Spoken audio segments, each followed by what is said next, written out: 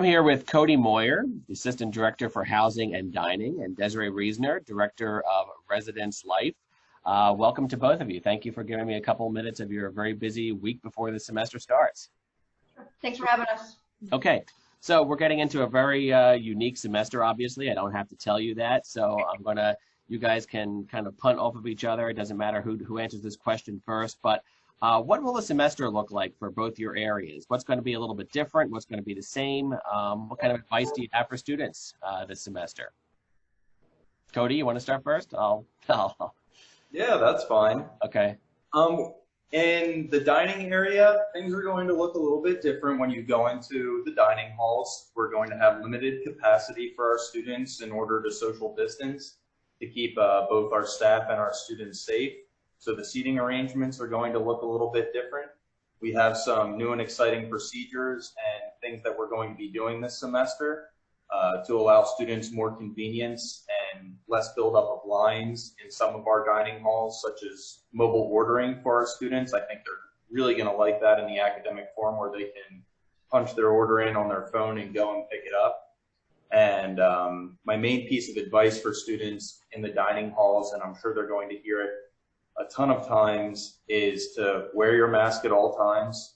You're going to be asked to wear a mask at all times in the dining hall, except when you're actually eating and drinking. And for the first couple weeks, to just try to be patient. It's new for all of us, and we're going to try to work through it together. So asking students for their patience is going to be really helpful for us in the dining department. Yeah, I think that brings up a good point, Cody. I mean, this is all new for everybody. So everybody just kind of, it's new for you too. So absolutely. Just because you're an administrator doesn't mean you are the expert in all this, because you're learning this as well too. I'm learning this, Desiree's learning this. So yeah, so we all have to be patient with each other and get through this together. Des, what's things going to look like in your area? Sure. The residence halls are also going to look a little different. Some things that will remain the same is that we're still full staffed. We still have a 24-hour desk. We'll still have community assistants that will be doing programming and community building and really trying to create that residence hall college atmosphere for our students within the safety parameters.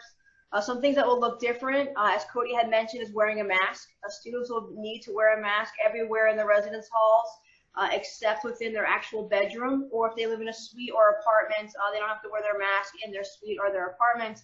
But they do if they get up to go to the restroom, if they're walking out of the building to go to class, they need to wear their mask.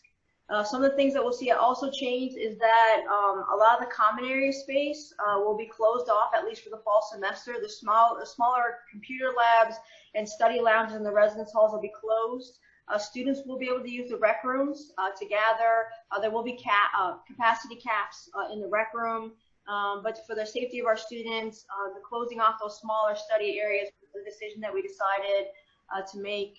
But again, some of the things, like I said, will stay the same. We are very much focused on finding ways to connect with our students and help them to connect with one another, but important to adhering to those safety precautions, such as wearing their mask, social distancing when possible, washing their hands. The elevators will be down to only allowing 2 persons per elevator, regardless of relationship. So regardless if you're a family member together or on move-in day, or if you're suite mates, only 2 people are allowed in the elevator at a time. But just being open and patient, and know that we're all doing the best that we can to provide the safest and most normal college experience for our students. Awesome. Heaven forbid a student thinks that he or she has symptoms of COVID. What should they do? I guess this is more of a question for you, Des. Where should they go? What suggestions? Sure. If the students have any symptoms of COVID, or they're not feeling well, or they're worried and think they might have COVID-like symptoms, the very first phone call they should make is to the health center. They should definitely reach out to the health center. Someone on the phone will do an assessment for the student and then give them the next course of action.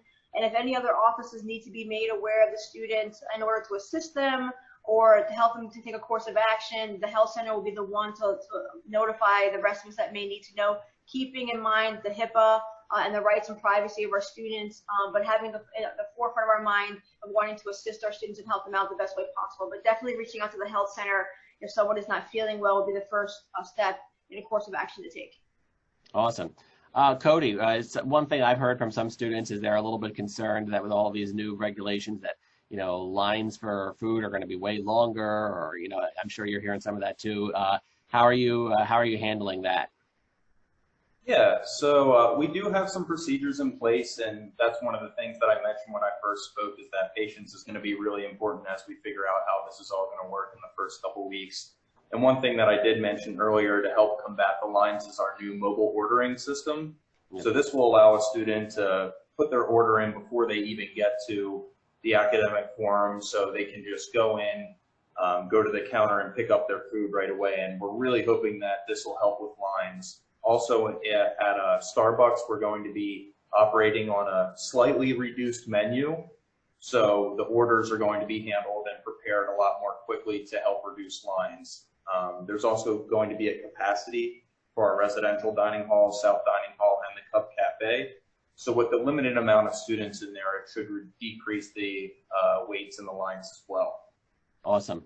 Well, I don't want to take a whole lot more of your time, both of you. You've been very helpful. Any final words both of you would like to get out there to students, maybe first-time students here at KU coming into this new world, or students that have been here a couple years and, things are going to be a little different this year. So any final words you have? Sure. We're looking forward and excited to have our students back.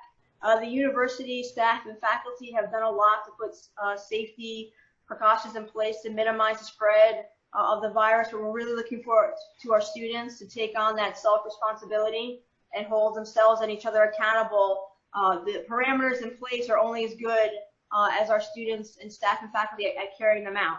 So be excited, be patient. We're looking forward to your return, but please adhere to the parameters in place for your safety and for those around you. Absolutely. Good one. And Cody? Yeah, I would just echo that. We're super excited to finally have students back on campus. We can't wait to see all of you, and we just ask you to be smart, be safe, and if you're able to follow the rules and guidelines, you're going to have a great semester here, and we can't wait.